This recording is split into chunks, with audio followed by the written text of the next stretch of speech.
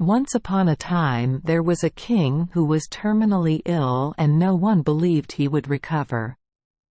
The king had 3 sons. All 3 brothers were sad about that, pulled each other to the royal garden to sit and cry. At that moment, an old man appeared and asked why he was sad. The 3 people told the old man that his father was very sick. He had taken all kinds of medicine but could not recover. He would surely die. After listening, the old man said, "I know a medicine that can cure me, which is the water of immortality. If the king drinks that water, he will definitely recover.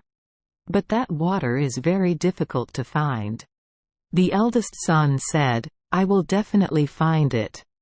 The prince went to the sick bed and asked his father for permission to go find the water of eternal life, because only that water could cure the king and number 39's illness. The king said, "No, my son. That and number 39's very dangerous, it and number 39's better to let father die." The prince begged until the king agreed. He thought to himself, "If I can get the kingdom of immortality, I will be the king and number 39's favorite child and will enjoy the right of inheritance." He packed his bags and left. When he had gone a long way, he met a dwarf. That person asked him, "Hey, where are you going in such a hurry?" The prince replied in a disdainful voice, "Stupid, short thing. That has nothing to do with you." Then he rode his horse forward again. The tiny person was angry and muttered a spell to harm him. Just a moment later, he got lost in a ravine. The deeper he went, the narrower the ravine became than before, and then the path became so narrow that both he and his horse could no longer move forward. He could N and #39 T turn the horse around, could N and #39 T get off the horse, so he had to sit there like he was frozen. The king and number 39's eyes were tired of waiting for his son to bring back the water of life, but he did not see it. At that time, the second son said to his father, "Father, please let me go find the water of eternal life."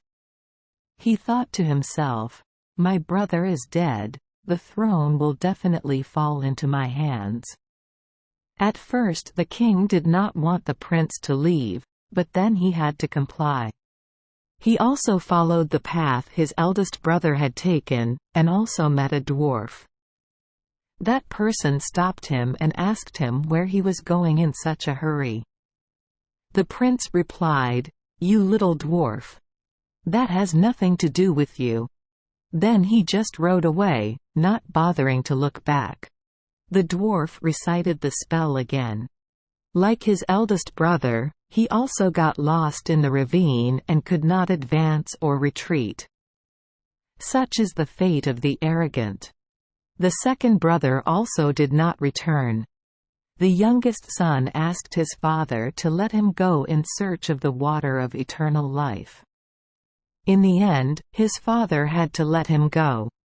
When he met the dwarf, he asked him where he was going in such a hurry, so he stopped his horse and told the story. He said, "My father is sick and about to die.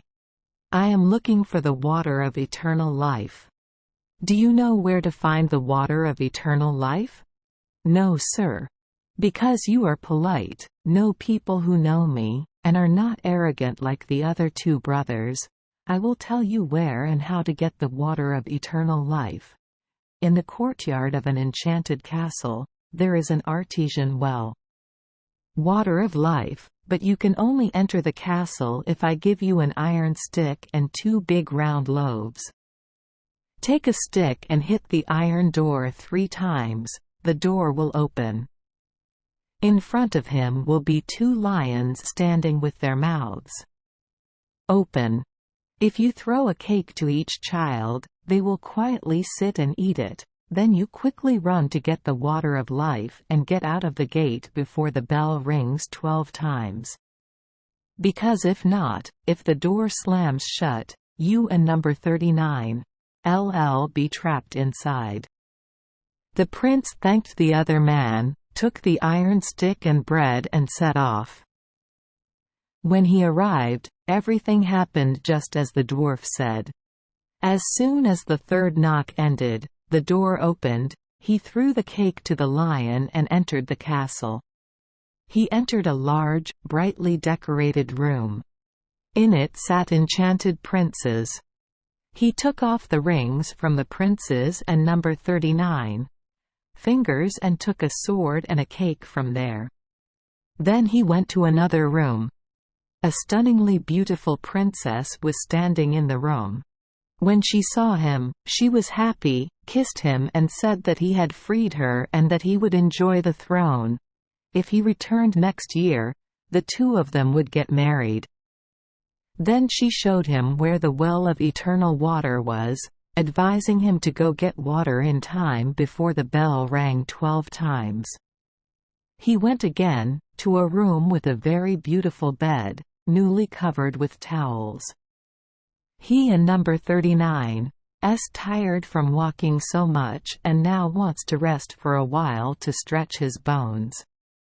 As soon as he laid down on the bed, he fell asleep. When he woke up, the clock showed 3 minutes past 11. Terrified, he got up and ran straight to the well. There was a cup next to the well.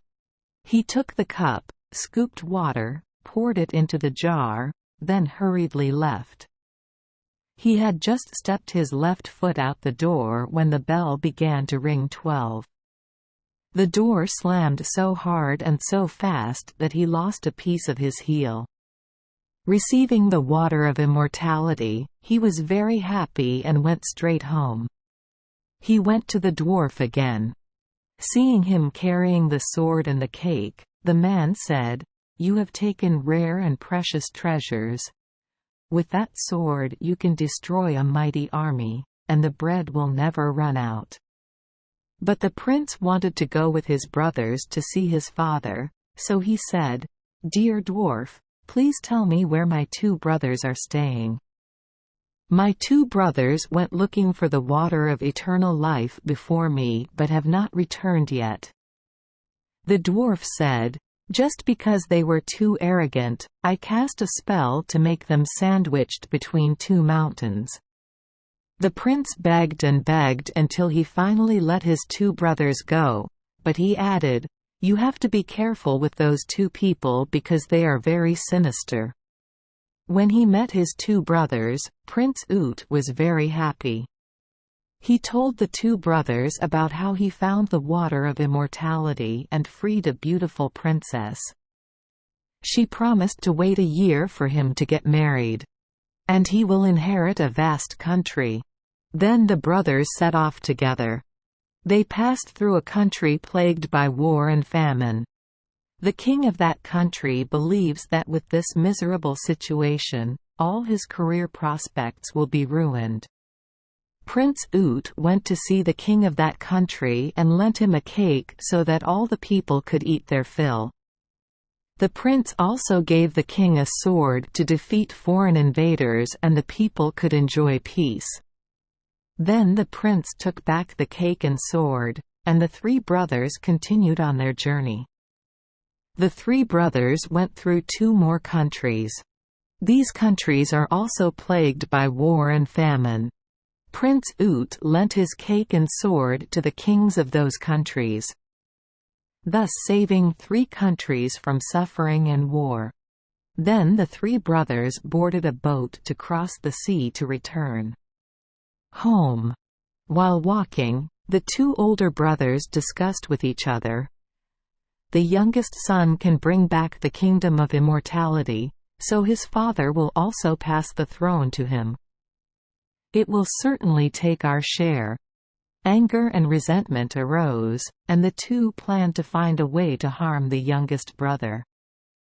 They both waited for her to fall asleep, poured the water of immortality into their vase and then poured salty tank water instead. Returning to the palace, Prince Ut offered water for his father to drink to recover from his illness. But as soon as the king took a few sips of salty tank water, his illness became worse than before. While the king was whining about it, his two older brothers stepped forward and accused the younger brother of planning to poison their father. They said they had brought the real water of immortality to give to their father the king to drink.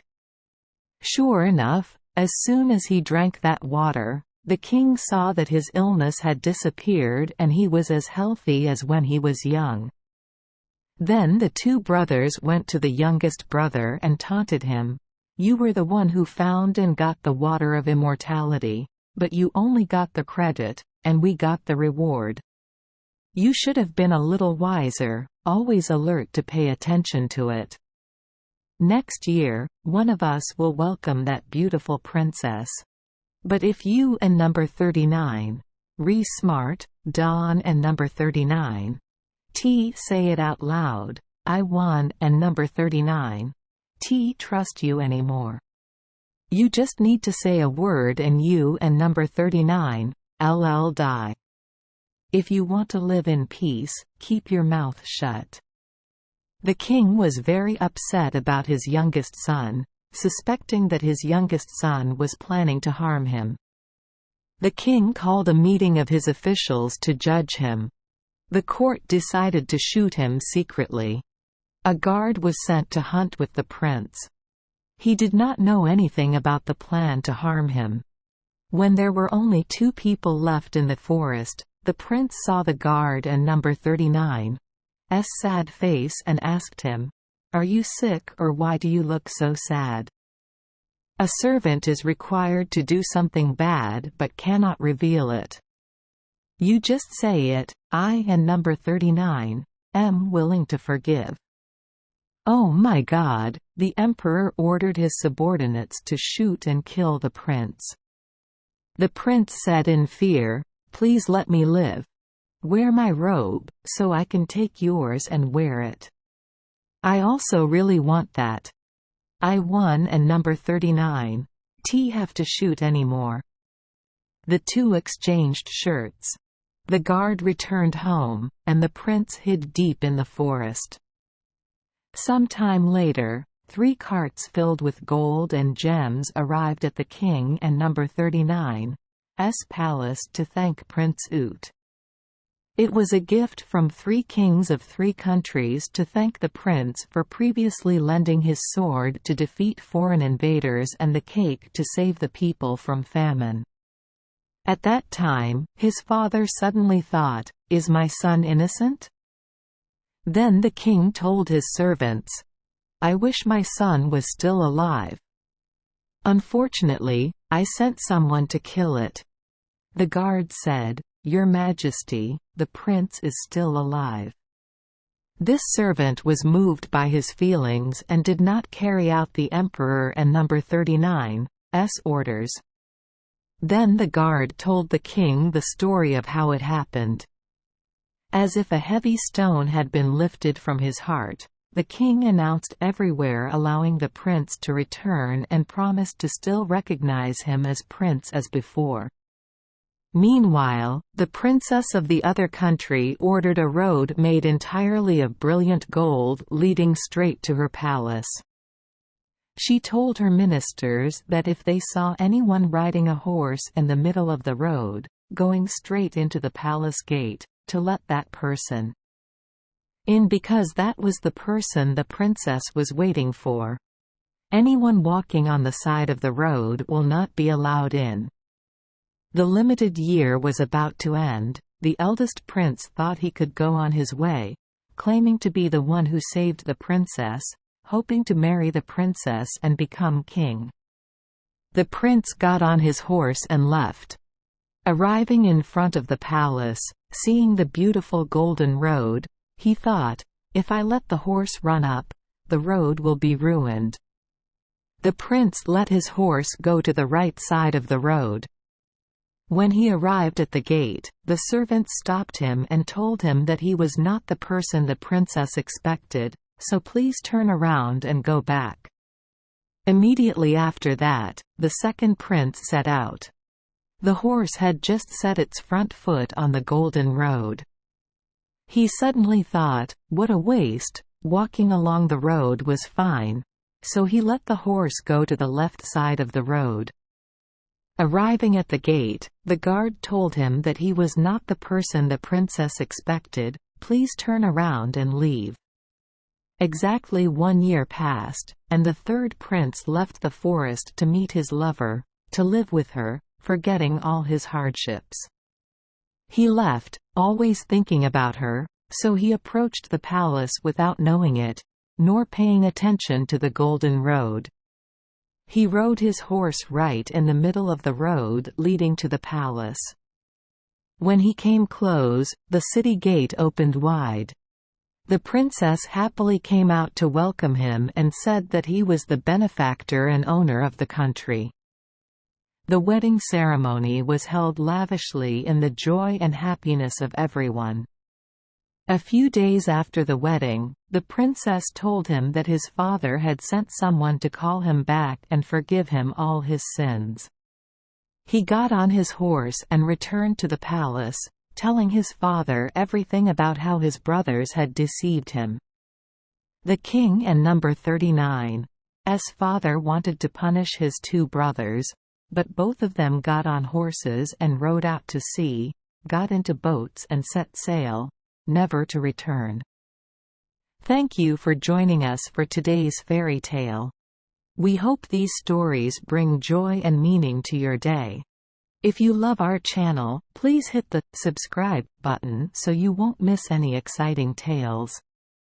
Wishing you a good night and sweet dreams. See you in the next story.